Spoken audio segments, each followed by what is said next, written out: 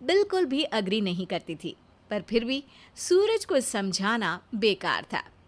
TV में कैसे बनोगे करोड़पति का ऐड देखकर उसे लगा कि बस अब तो घर बैठे ही वो करोड़पति बन सकता है, और उसके पीछे उसने अपने सारे सोर्सेस एक्टिव कर दिए। 2 हफ्ते में उसके कलीग के साले के पड़ोसी के बेटे का सोर्स निकलता है जो कि उसे शो में पहुंचा सकता है, और सूरज उससे मिलने चला जाता है। अच्छा, तो हमें मुकेश जी बता रहे थे कि आप हमें शो में पहुंचा सकते हैं। हाँ, उसमें कोई तकलीफ नहीं है। मैं कल अगर कोशिश करूँ तो इसी महीने में आपका नंबर आ जाएगा। अरे ये तो बहुत बढ़िया हो गया। अच्छा, वो सिलेबस और क्वेश्चन पेपर का कोई जुगाड़ है क्या? हैं? उसका तो कोई जुगाड़ नहीं है। तो वो वाकई में कुछ भी पूछ सकते हैं? हाँ, वो तो बच्चन जी पर है, जो पढ़ते हैं वो पूछ लेते हैं।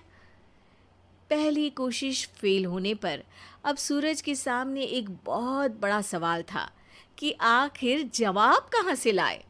तब शिखा ने एक सजेशन दिया, क्यों ना सूरज अपने चचेरे भाई सुमित से मदद मांगे, जो कि यूपीएससी की तैयारी कर रहा था। हालांकि इतनी मेहनत करना सूरज को समझ में नहीं आता था, पर कोई और रास्ता ना मिलने पर वो आखिर सुमित से बात करता है। अरे सुमित, हमारा कैसे बनोगे करोड़पति के लिए सिलेक्शन होने वाला है। तुम हमें थोड़े चिट बनाने में मदद करोगे क्या? अरे भैया, चिट बनाए तो सालों हो गए, उसमें हमारा एक्सपर्टीज नहीं है। बल्कि आप बोलो तो हम आपकी पढ़ने में ज़रूर मदद कर सकते हैं।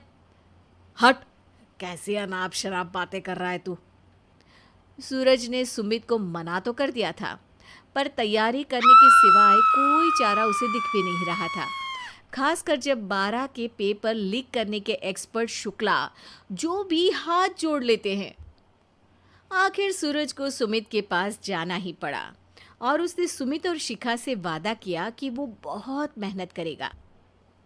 1 महीने की तैयारी के बाद फाइनल हुआ कि शो से 1 हफ्ते पहले एक ट्रायल खेला जाएगा, जहां पर सारे रिश्तेदार ऑडियंस की जगह पर होंगे और शिखा सवाल पूछेगी। दूर दराज से भी रिश्तेदार आकर हाजिर हो गए देखने कि आखिर कैसे बनेगा सुमित करोड़पति। सब कुछ सेट था, और इतने में सूरज आकर अपना स्पीच देता है। ये 1 महीना मेरे लिए आसान नहीं था, पर अपने भाई सुमित और अपनी पत्नी शिखा की मदद से मैं इतनी दूर पहुंच पाया हूँ। मेरे मम्मी पापा के आशीर्वाद ने भी बहुत साथ दिया है मेरा। मैं उम्मीद करता हूँ कि आज के शो में आप लोगों को बहुत मज़ा आएगा। साक्षी पहला सवाल पूछती है, और पूरे कमरे में सन्नाटा छा जाता है। इंडिया में कितने स्टेट्स हैं? 3, सॉलिड, लिक्विड और गैस। अरे रुकिए, तो ऑप्शंस तो देने दीजिए। इतने में 5वीं कक्षा का चिंटू बोल उठता है। अरे क्या मामा, आप तो पहले सवाल पर ही आउट हो गए।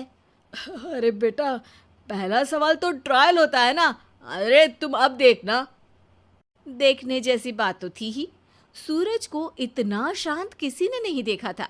कभी कभी तो लगता था मानो सूरज आँख खोल कर ही सो गया हो। मामा जल्दी करो प्लीज, कल सुबह पनवेल भी तो निकलना है। अरे हट, कंसंट्रेट करने दे मुझे। 3 सवाल में 3 लाइफलाइन खत्म हो चुकी थी, और अब चौथे सवाल पर भी सूरज का मौन नहीं टूटा।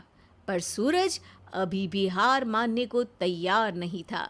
उधर हर कोई सूरज को छोड़ सुमित को देख रहे थे। आखिर सुमित ने ही तो पढ़ाया था सूरज को। गजब बेइज्जती है यार। अरे बेटा, तो बाप का, दादा का, भाई का, सबका नाम बुड़वाएगा।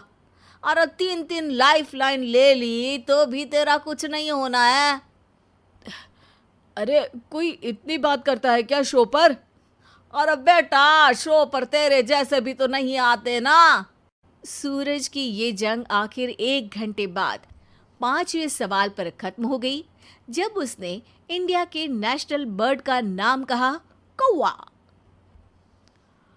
अरे बेटा, मजा तो बहुत आया, बस थोड़ा टाइम पर खत्म होता तो आनंद भी आ जाता।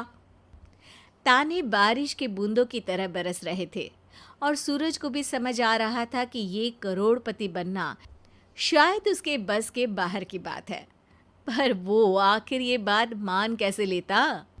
वो सख्त लौंडा जो ठहरा, उसने सोचा कि बेइज्जती तो हो ही चुकी है, पर अगर मैं हार नहीं मानूं तो शायद कुछ हो सकता है। शिखा, तुम देखना, असली शो में आग लगा दूंगा, आग, करोड़पति बनूंगा मैं। हाँ, सब्जियां खत्म हो गई है घर पे, ले आओ। पहले पति बन जाओ, फिर करोड़पति बनना। अरे गजब बेइज्जती है यार। बेटा, अभी तो घर पर ही हुई है, 1 हफ्ते में तो तुम देश के सामने करवा कर आओगे। वैसे जब टीवी पर जाओ ना तो बस अपने मम्मी का ही नाम लेना, ठीक है? कोई पूछे तो बोलना कि पापा नहीं है मेरे। अरे पढ़ाई की, पेपर निकलवाए, इतने सारे लोगों को खाना खिलवाया, क्या फ़र्क पड़ा? इसीलिए मैं कहता हूँ कि मेहनत तो गधा भी करता है, घर बैठे जो कमाए वही सिकंदर। लेकिन मामा, गधे भी जानते हैं कि हमारा राष्ट्रीय पक्षी मोर है।